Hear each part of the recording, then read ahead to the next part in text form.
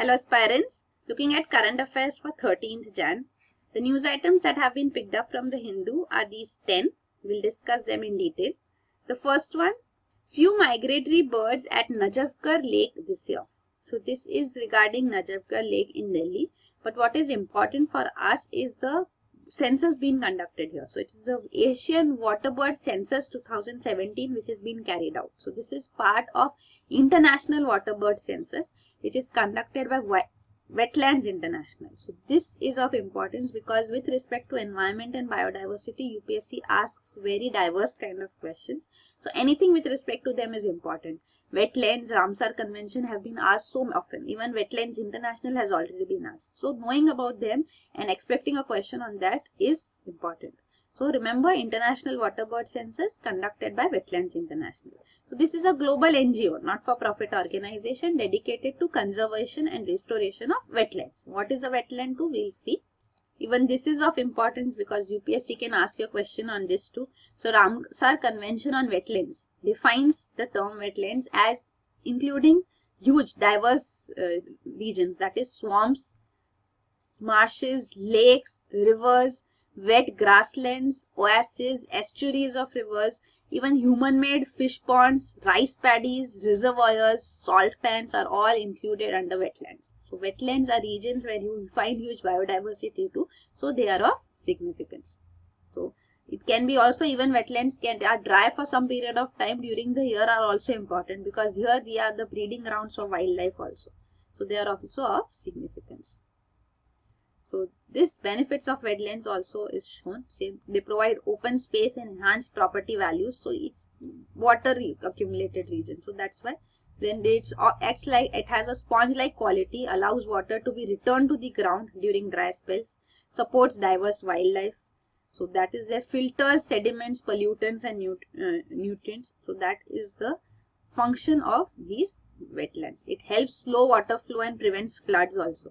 So wetlands, these are generally mangroves are also seen in wetlands. So they are also of quite significance. They helped in blocking or diminishing the effect of tsunami too during the time that when the tsunami occurred in South India.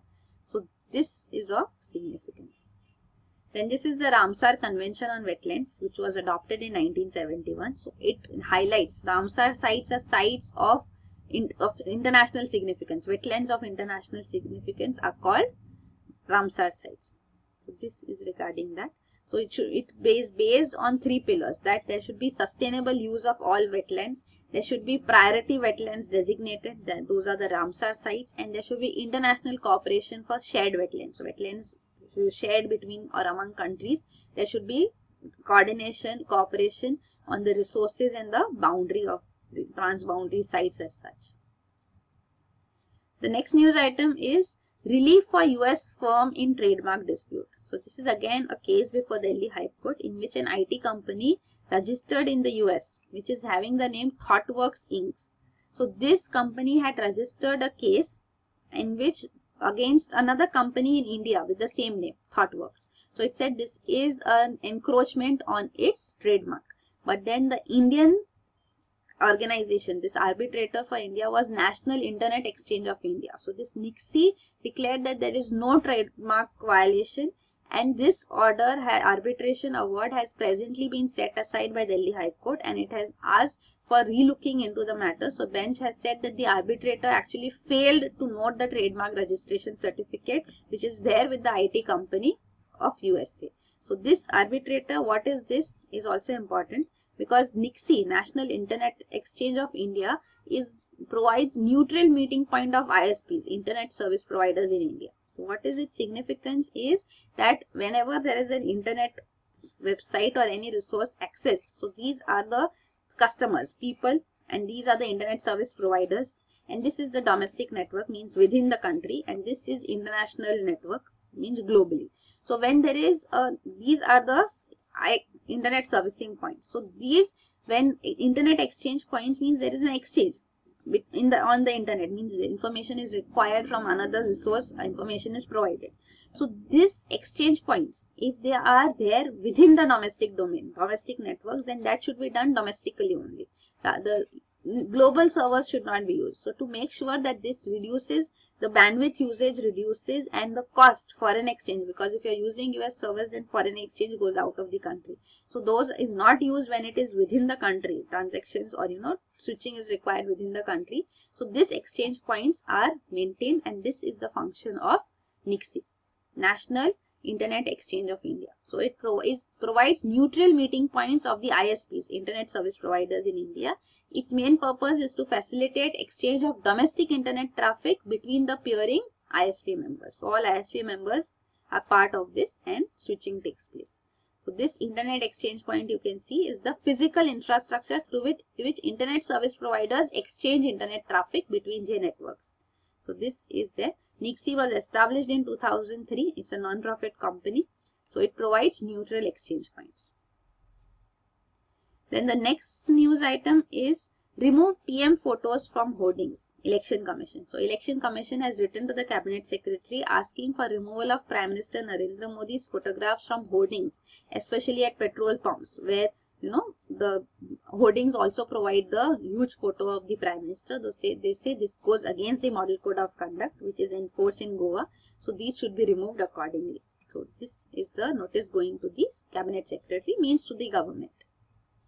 The next news item is review RT Act, Niti Aayog. So Right to Education Act needs to be reviewed. So this is the view coming forth from the Niti Aayog. It says the provision which it is targeting is the provision that no child should be detained till class 8, irrespective of his performance. Means till class 8 there should be no failures. Nobody should fail. Everybody should be promoted. So the Niti Aayog now is saying that this provision was brought in because failure had its consequences, that the dropout rate increased, because as failures occurred, children left school.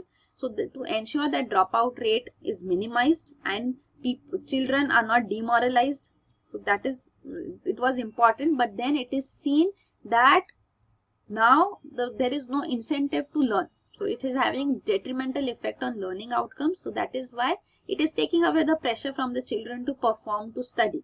So that is why there is a need for reconsideration on this aspect. This should be reviewed. That is what the Niti Aayog is calling for. So this RTE Act of 2009 actually implements the 86th Constitutional Amendment Act of 2002. So a new fundamental right was added into the Constitution by this amendment in 2002, which is Article 21A, which is right to free and compulsory education for all children 6 to 14 years of age. So for this it should be provided by law. So that law has been provided in 2009. So this act provides for this free and compulsory education in a neighborhood school. Even with private schools, there is a provision that 25% of the seats here, strength should be reserved for weaker sections of the society, of the community in that, of the society in that region. Means weaker section should be registered, and it should be through an open random selection process. So this is there, and government would provide for the tuition fees of these 25% reserved seats which are taken from weaker section. The next news item is UGC lists journals for granting academic points. So there is Academic Performance Indicator System which has been established by UGC. So University Grants Commission is a statutory body established in 1956 under Ministry of Human Resource Development, HRD. And this main function is to provide recognition to universities and colleges in India. It also disburses funds to these recognized universities and colleges. So these are its main functions. But it's also that it is seen presently there are many reports coming in that the many academics are being published in substandard and paid for publications. So this should not take place. For that reason, Academic Performance Indicator System has been established. So in which journal a report is being published, based on that the academics publish in recognized journals. So that is required. That's why this system has been put forth, that based on that you will get points, and that's how your performance will be calculated. And through this reward system that can be used while applying for teaching jobs, for publications, etc. These points will be beneficial. Then the next news item is Supreme Court refuses plea on alleged dilution of whistleblower law. So this Supreme Court has again dismissed a petition which is asking for looking into the Whistleblower Protection Act. So Whistleblower Protection Act of 2014 is planned to be amended by this Amendment Bill of 2015. So this Amendment Bill has not yet been passed. It's before the Parliament. But then the petition is asking that there is dilution under this. So this protection to whistleblowers will be diluted. So that's why Supreme Court should intervene. But Supreme Court has refused to examine this petition, and the ground which it has put forth reason is that Parliament is already looking into the law. So while it is looking into the law, the judiciary cannot intervene. So it's still in the Parliament, it has not been finalized. So this is not the time when judiciary can intervene and entertain such allegations. So we'll have to wait and watch. So that's what it says. So this is in complete contrast, it says, to the January 2016 stand of the Supreme Court exactly a year ago, when it said that the centre should put in place a foolproof interim mechanism to receive complaints and protect the lives of whistleblowers till the law was enacted. So this has been the Supreme Court stand earlier, and now the Supreme Court has refused to examine this petition.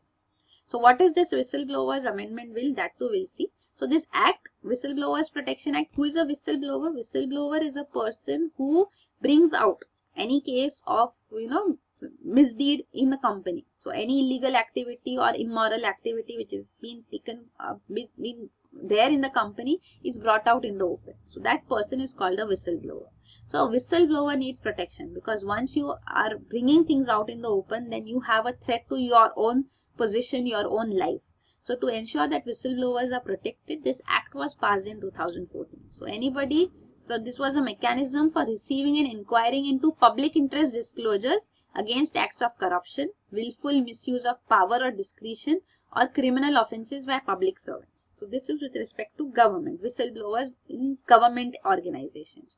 So this act is being amended now by the bill of 2015. So this bill is now bringing in 10 categories of information on which you cannot report corruption related disclosures. So these 10 areas are anything with respect to sovereignty, strategic, scientific and economic interest of India, deliberations of the Council of Ministers, anything which is forbidden to be published by the court or will result in contempt of court, breach of privilege of legislatures, any intellectual property, trade secret, commercial confidence related information, anything that is relayed in fiduciary capacity, that you are considered as a trustee of that and you are bringing it out in the open. So that way, that received from foreign government, anything that is coming from the foreign government, anything that would endanger a person's safety, anything which would obstruct investigation, or anything resulting in invasion of privacy. So these 10 areas are excluded from Whistleblower Protection Act, and it is specifically mentioned that from some categories, if the information can be made available under RTI Act of 2005, that it can be disclosed, then it can be disclosed under this act also, Whistleblowers Amendment Bill. So this act permits disclosures that are prohibited under Official Secrets Act. So it means Official Secrets Act calls for disclosures not being allowed. That is a Colonial Era Act of 1923. So Whistleblowers Act of 2014 permitted all those disclosures. But now that stand has been reversed by this amendment bill. So this bill is not allowing disclosures that are covered under the Whistleblowers Act. Means OSA disclosures are not allowed anymore. So there are some concerns, because RTI Act disclosures are allowed, but under the bill they are not made public. Means whistleblowers disclosures here are not made public, they are kept into confidence, and there is a high level constitutional statutory body which will be established, which will look into this. So they will be referred to this high level competent authority, and that will look into the matter. So here again there are concerns that how will this body competent authority will be set up, what will be the minimum qualifications, the process of appointment, all that is not elaborated on. So there are concerns with respect to this new Whistleblowers Amendment Bill. Then the next news item is Supreme Court Jallikattu ban to stay. So Jallikattu is the bull taming exercise which takes place during the Pongal festival in South India, in Tamil Nadu. So here Jallikattu festival is considered a sport. It's an ancient sport according to Tamil culture. But then this sport has been stayed by the government. So stayed by the Supreme Court. Government has brought down actually an ordinance which is allowing Jallikattu to take place, but Supreme Court has put a stay on that also. So presently a petition has been filed to remove that stay, but then Supreme Court says no, there is no hurry to pronounce a verdict on the government notification which is allowing bull taming sport Jallikattu before Pongal. So there is no hurry. Supreme Court says the stay continues. There will be no Jallikattu allowed as such because Pongal is approaching. So this is under Prevention of Cruelty to Animals Act of 1960, that these are not performing animals. Means a bull is not considered a performing animal and it is made to perform, fight or being tamed. So that is not the purpose or the natural way of its functioning. So that is why the Supreme Court has said that this is cruelty to the animal and should not be allowed. Whereas the Tamil Nadu government itself had later made various provisions. It had passed an act also which made sure rules and regulations were brought in, which made sure, not act, rules and regulations were brought in, which made sure that Jallikattu is conducted in such a way that there is minimal injury and any threat to the animal. So that is what rules have also been modified. The government, because it's a sensitive matter, so politicians, political parties are all pro Jallikattu, and the central government has also put in its weight on this matter. It brought out a notification clearly allowing the bulls to be part of this Jallikattu festival, but then that notification of the central government has also been stayed. The next news item is industrial output at 4-year high on 5.7% in November. So industrial output has expanded at the fastest pace in 4 years. So this industrial output presently is high because in November 2015, exactly a year ago, industrial output was quite low. So that is, this high value is because of base effect. Means if you are comparing how much it is growing based on a year when there was very low growth. So compared to that year, means 2014 was good, 2015 was a low. So from low to now coming very high. So if compare with 2014, it would be fine. Growth rate would be not so high. But because the previous year was so low, that is 2015 was so low. So this year the growth rate is quite high. So that is called the base effect. So that is what is seen. Then the next news item is retail inflation at 2-year low. So retail inflation has gone quite low. So the reason for this being, so CPI, Consumer Price Index based retail inflation is 3.4% presently. So this is low mainly because of very low food prices. So food prices have gone very low. So this is for the first time since Jan 2012 that CPI on food and beverages category is going below 2% mark. So this is the reason why retail inflation is going low too, which is not good because we are seeing food prices low means farmers are also suffering. So that aspect also has to be taken into consideration.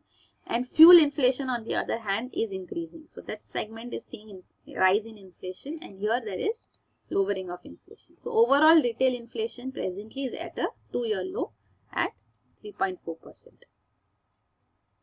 Then the last news item is biodegradable bullets that sprout plants. So US Army is planning to use biodegradable bullets. So these bullets will have special seeds that sprout into environmental beneficial plants. So these plants can eliminate ammunition debris. So debris, contamination which is there, soil pollution in the training ground especially, can be eliminated through these environmentally beneficial plants. So these are biodegradable bullets because shells, they contain metal and chemicals. They can rust, they pollute the soil and groundwater. So there is a need for elimination of all this contamination. So that is why this biodegradable bullet which will sprout plants is being proposed and may be inducted into the army. So this is the plan of under the US Army's consideration. So these are the news items. Thank you.